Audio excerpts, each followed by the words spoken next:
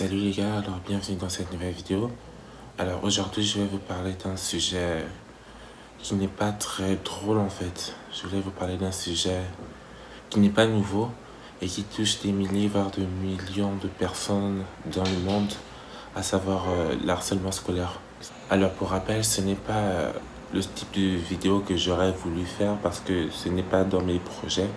Mais c'est en allant sur mon Snapchat que j'ai vu qu'un ami qui était youtubeur l'avait fait. Et du coup, je me suis dit pourquoi ne pas partager aussi mon vécu. Je vous conseille de rester jusqu'à la fin de la vidéo pour pouvoir mieux apprendre sur moi. Et voilà, j'espère que ça pourra vous aider si vous êtes si vous aviez été dans la même situation que moi. J'espère que voilà, ça va vous aider. Et voilà, on commence tout de suite.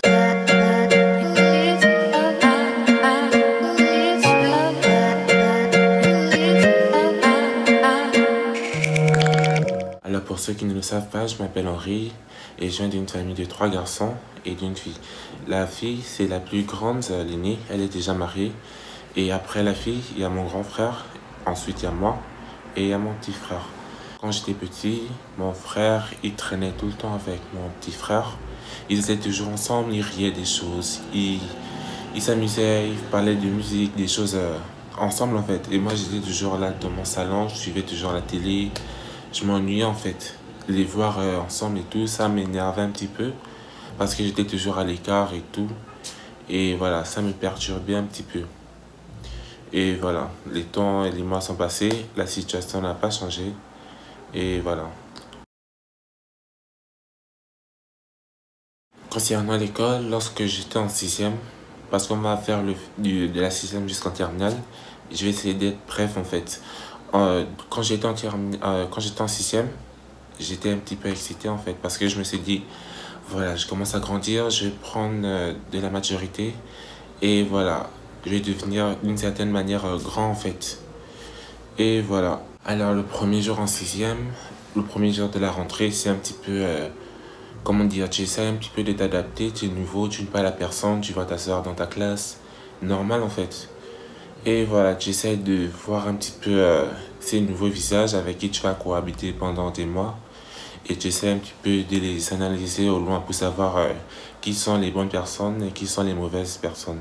Les jours et les mois sont passés et les regards et les moqueries ont suivi. C'était pas facile en fait parce que déjà j'étais seul, je ne connaissais personne. Je me suis fait une autre vision de ce qu'était que le monde scolaire, le monde au lycée, au collège en fait. Ensuite, les moqueries étaient du genre, tu es trop gros, ne te monte pas dans ce taxi parce que si tu montes, bah, les roues vont... C'était gonflé en fait. C'était des insultes pires les unes que les autres. Du coup, voilà, j'étais à peine en 6e et recevoir ce genre de trucs liés à mon physique, c'était assez perturbant en fait. Alors j'avais une seule amie. Lorsque j'étais en 6e, j'avais qu'une seule. Elle s'appelait Annabelle en fait. C'était une fille assez drôle, assez sympa.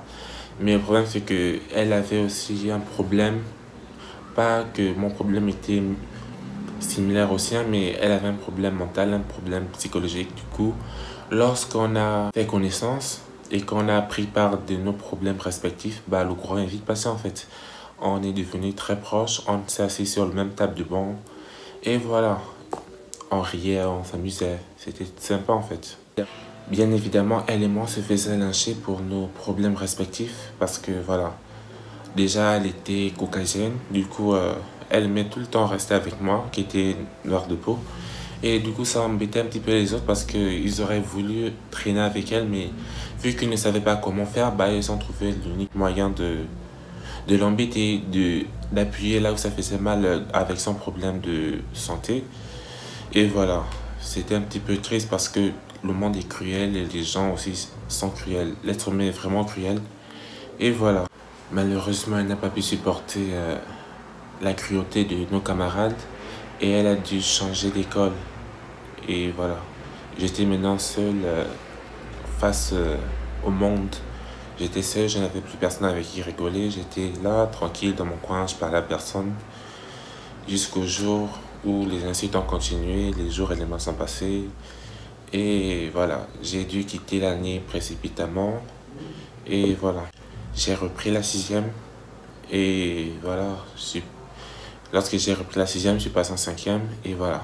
La cinquième, la quatrième, la troisième, la seconde, la première, c'était des classes assez spéciales. Alors, pour la cinquième, déjà pour rappel, lorsque je passais en classe supérieure, je changeais automatiquement d'école en fait. Je sais pas pourquoi, mais c'était une habitude. À chaque fois que je passe en classe supérieure, je changeais d'école. Je rencontrais des personnes accueillantes, des personnes très sympas, et aussi je rencontrais des personnes malfamées, pas très positives, mais voilà. Déjà, faut savoir que j'ai fait l'internat en cinquième et en quatrième. Et concernant la cinquième, c'est l'une de mes plus belles années scolaires en fait. La meilleure année que je n'ai jamais vécue. Parce que j'ai été entouré de personnes vraiment très sympas, de personnes très chouettes. Et voilà. Faut savoir que j'ai rencontré des frères et des sœurs avec qui je garde contact jusqu'aujourd'hui. Ça fait, je crois, déjà 9 ans qu'on garde contact. Et c'est vraiment sympa de voir que je ne me suis pas trompé sur ce genre de personnes en fait. Après la cinquième, lorsque je suis passé en quatrième, c'était très calme en fait. J'avais mes distances et je me suis dit c'était trop calme en fait. Normalement l'internat c'est chaud, c'est le bruit, les engueulades. Je me suis un petit peu mis dans mon coin et j'avais vraiment pas eu tort de le faire. Désolé pour l'éclairage, je crois qu'il va bientôt faire nuit, du coup il n'y a pas trop de lumière en fait. Alors, lorsque j'étais en quatrième, c'était Elise Marie. Et du coup, mes collègues du dortoir, c'était des personnes avec qui je cohabitais en classe en fait. Du coup, on se voyait dans les classes et aussi en dortoir. Du coup, on passait nos journées H24. Voilà. Du coup, toute cette négativité, je le vivais vraiment H24 en fait. Parce qu'on passe de la journée jusqu'à la nuit.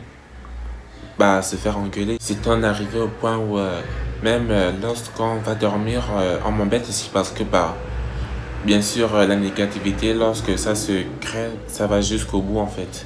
Du coup, j'avais trouvé une technique que lorsque ce genre de choses arrive, bah, je prévois à l'avance. C'est-à-dire, lorsque c'était le temps d'aller prendre le déjeuner du soir, bah, je ne le prenais pas en fait. J'allais me cacher dans la cafétéria à l'intérieur. Là, on préparait le café et tout. J'essayais d'aider aussi. Et j'attendais le moment où mes collègues du dortoir allaient dormir. Et lorsqu'ils allaient dormir, c'est là où je prenais le déjeuner. Et pendant que je le prenais, ça permettait aux autres de dormir. Et même s'ils ne dormaient pas tout de suite, bah, j'attendais encore 30 minutes, 1 heure pour aller dormir. De sorte à ce que lorsque je rentre dans le dortoir pour dormir, tout le monde dorme déjà en fait. Malheureusement, le temps est passé, les jours sont passés. Et pour des raisons de santé, j'ai dû quitter l'école 2 mois avant la fin de l'année. Parce que j'avais un petit problème de santé assez grave. Et voilà, je suis parti. Mais heureusement, comme j'étais un bon élève, j'ai pu passer en classe supérieure avec mes notes des 2 premiers trimestres. Bien évidemment, j'étais un élève très travailleur en quatrième. Franchement, en quatrième, j'ai vraiment travaillé. J'étais vraiment apprécié des élèves, plutôt par des profs en fait. Et je me dis, est-ce que ce n'est pas ça la raison qui pousse à ce qu'ils puissent m'en vouloir? Je ne sais pas, on ne le saura jamais en fait. Une fois en troisième, les insultes et les menaces et ce genre de trucs, il n'y en avait même pas en fait. Parce que déjà à la base, j'étais dans une nouvelle école encore. Et franchement, les gens avec qui j'étais, les gens que je côtoyais, que ce soit dans ma classe ou en dehors de ma classe, c'était des personnes franchement formidables. Des personnes avec qui je garde contact encore. Et il faut savoir que c'est vraiment le genre d'école que j'aimerais conseiller à vous en fait. Je sais pas si vous êtes encore, je sais pas si vous êtes encore en période scolaire, mais franchement j'ai rencontré que des vraies personnes. J'ai rencontré des frères, des sœurs encore, et voilà, ça fait sympa de voir que j'essaie de prendre chaque personne qui me voit pour qui je suis, pas pour le gros en fait. Et voilà, j'ai mon BPC aussi, j'ai mon brevet, du coup voilà, ça fait un petit peu plaisir aussi. J'ai travaillé et voilà. Je suis passé en seconde, mais je n'ai pas changé de lycée, je suis resté dans la même école parce que voilà, autant de positivité, c'était bien aussi pour moi, pour mon mental et pour mieux évoluer, je dirais. Je passe en première dans une nouvelle école que je ne connais pas parce que j'ai bien sûr changé d'école. Et voilà, les premières semaines, j'étais calme. je me suis dit, Henri, donne-toi une semaine et essaye d'aller auprès des autres, essaye de sortir de ta zone de confort pour pouvoir mieux, je sais pas comment dire. Malheureusement, les jours sont passés et je n'ai pas eu la force ni le courage de pouvoir parler aux gens. Bon, déjà, c'est vrai, je parlais à quelques personnes de ma classe, mais voilà, c'était, comment dire, c'était plus des questions, comment tu t'appelles, pourquoi tu es calme, pourquoi tu es timide, ce genre de trucs en fait, pas des questions, voilà. On me donnait des conseils et franchement, j'étais entouré de les gens de ma classe et quelques personnes en dehors de ma classe. Il y a des gens vraiment super sympas qui m'ont vraiment aidé, qui m'ont vraiment mis à l'aise, avec qui je garde contact aujourd'hui. Et voilà, dans ma classe, il faut savoir que le premier jour où je suis arrivé, il y avait deux personnes qui étaient physiquement semblables à moi, c'est-à-dire qu'on avait le même gabarit en fait. Et du coup, les voir extravertis, avoir le sourire, la pêche, ce genre de trucs, la bonne humeur, bah moi ça me faisait plaisir aussi. J'étais trop content de les voir s'épanouir en fait. Et voilà, je me suis dit que c'est vraiment cool, je suis tombé sur la bonne école, sur des bonnes personnes. En plus, ces personnes m'ont vite mis à l'aise, m'ont donné des conseils aussi. Que c'est vrai, c'est le début, mais il faut sortir de ta zone de confort, essayer d'aller parler aux autres. Essayer d'aller parler aux autres et de ne pas rester toujours dans ton coin. Je l'ai fait et malheureusement, j'étais trop timide pour faire le premier pas. À un point où ça devenait maintenant, fatigant. Mais je sais pas si c'est comme si j'avais un balai dans le cul, mais j'arrivais pas à être moi-même en fait. J'étais toujours dans mon coin. H24, j'étais toujours dans mon coin. Et voilà, ça devenait fatigant à la langue en fait. Les profs me voyaient limite comme un débile en fait. Comme si je m'étais trompé d'école, de classe. C'était vraiment triste en fait. J'aurais tellement aimé qu'ils puissent me voir pleinement en fait. Changer d'avis et se dire qu'ils se sont trompés parce que franchement, c'était des professeurs que j'avais aimés, surtout le prof d'espagnol. Un prof que j'avais aimé, il était très très cool. Et le fait de voir que ce genre de prof se fait une opinion aussi vite, c'était un petit peu bizarre en fait. Du coup, le 10 janvier 2017, j'ai dû être envoyé pour excès de... Je sais pas comment dire en fait. En fait, je manquais trop de cours. Du coup, ça se remarquait au niveau des absences. Et du coup, on m'a renvoyé pour ça. Et vous imaginez bien pourquoi je manquais les cours. Il faut savoir que déjà, j'étais pas un élève qui sèche. Et déjà, rien que le matin, avant d'aller à l'école, je me demandais l'intérêt d'aller dans cette classe, en fait, dans cette école. Pourquoi te faire beau ou bien pourquoi t'apprêter à aller dans une école où tu sais que bah déjà tu n'es pas le bienvenu, tu sais déjà qu'on va se moquer sur ton physique, ce genre de trucs. Du coup, je ne partais pas, je faisais des semaines, je partais pas à l'école. Limite, je faisais un jour par semaine, je partais à l'école seulement. On m'appelait le fantôme, du coup c'était un peu drôle. Mais voilà en fait, j'ai dû quitter l'école. Ensuite, j'ai changé d'école encore, rien de nouveau. Et voilà, franchement l'éclairage c'est pas top hein.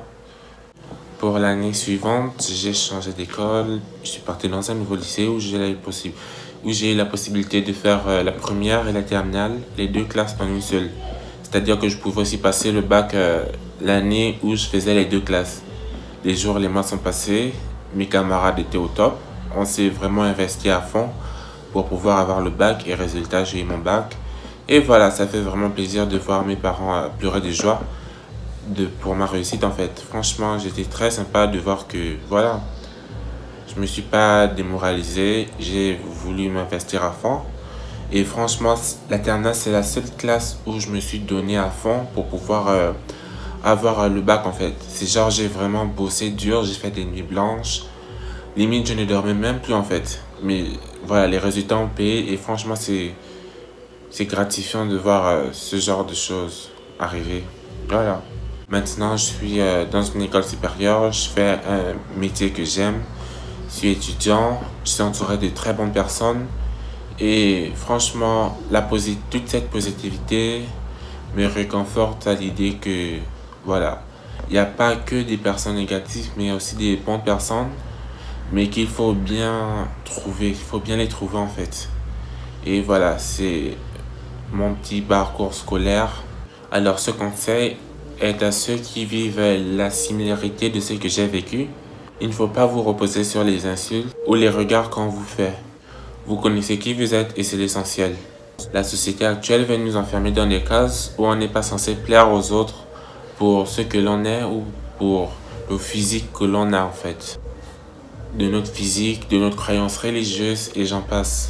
Mais moi franchement, il faut vraiment s'en foutre. Il faut s'en foutre parce que voilà, on n'a qu'une vie et je pense pas vraiment vivre cette vie à me lamenter, à me larmoyer, ceci, cela, voilà. Je ne vais vraiment pas gâcher ma vie juste pour plaire aux autres en fait. Quitte à ne pas avoir d'amis, autant rester seul en fait, voilà. Il faut toujours s'aimer avec nos défauts, nos imperfections et s'aimer pour qui nous sommes. J'aurais vraiment aimé revenir en arrière pour pouvoir corriger cela. On a tous envie de revenir en arrière, mais malheureusement, on ne peut pas remonter le temps. On a tous un passé qui n'est pas glorieux, mais il faut apprendre à cicatriser pour pouvoir mieux avancer. Voilà, j'espère que tu auras aimé cette vidéo. Alors, si ça t'a plu, n'oublie pas de mettre un like, de t'abonner à la chaîne, parce que oui, j'ai une chaîne YouTube. N'oublie pas de mettre un commentaire, je sais pas, un commentaire sur cette vidéo. N'oublie pas de partager cette vidéo à tes amis pour leur rappeler qu'on est 7 milliards sur cette terre et qu'il ne faut pas se laisser aller. Alors moi je te dis au revoir et à très bientôt pour une nouvelle vidéo.